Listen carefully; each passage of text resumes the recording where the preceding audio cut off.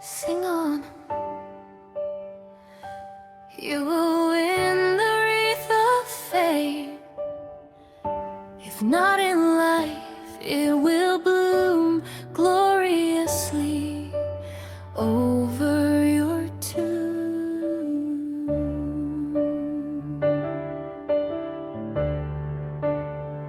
'Tis not for fame, I know I may not win a wreath from high Parnassus, for my name is written on the page of humble life, from which the warders of the laurel wreath avert their eyes with scorning.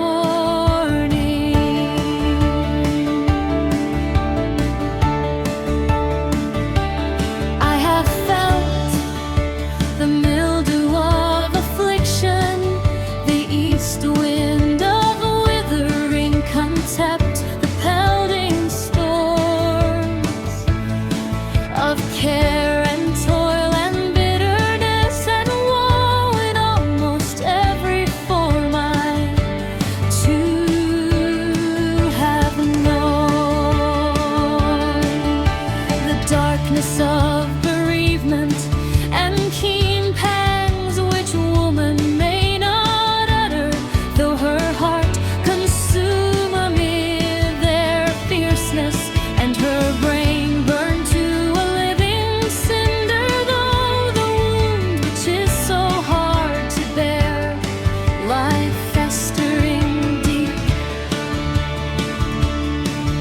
within her outraged spirit, though her sighs disturb the quiet of the blessed night, while sweet dews cool and soothe the fevered breast of every other mourner, though she pour the flood of life's sweet fountain out in tears along her desert pathway, while the blooms of health and hope and joy that should have fed upon its gushing waters and rich dew lie withered in her bosom, breathing forth the odors of a crushed and wasted heart that cannot hope for soothing or redress, save in the quiet bosom of the grave and in the heaven beyond. 'Tis not for fame that I awaken with my simple lay, the echoes of the forest I but sing, as sings the bird that pours her native strain, because her soul is made of melody, and lingering in the bowers, her warblings seem to gather round her all the tuneful forms whose bright wings shook rich incense from the flowers and balmy verdure of the sweet young spring, o'er which the glad day shed his brightest now. And night her purest tears I do but sing, like that sad bird who in her loneliness pours out in song the treasures of her soul, which else would burst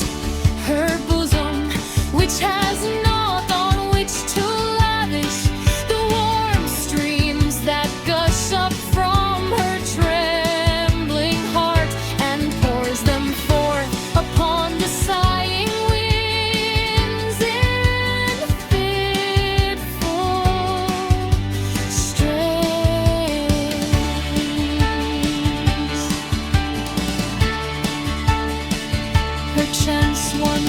pensive spirit loves the song and lingers in the twilight near the wood to list her plaintive sonnet,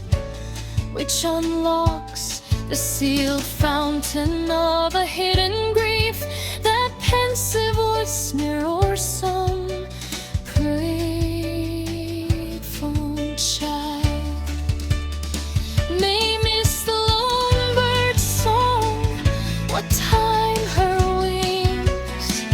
are folded in the calm and silent sleep above her broken heart, then though they weep in her deserted bower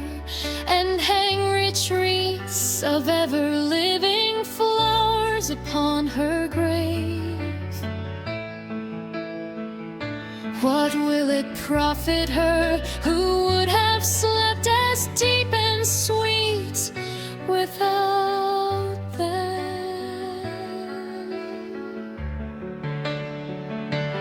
Oh, how vain with promised garlands for the sepulchre to think to cheer the soul whose daily prayer is but for bread and peace, whose trembling hopes for immortality ask one green leaf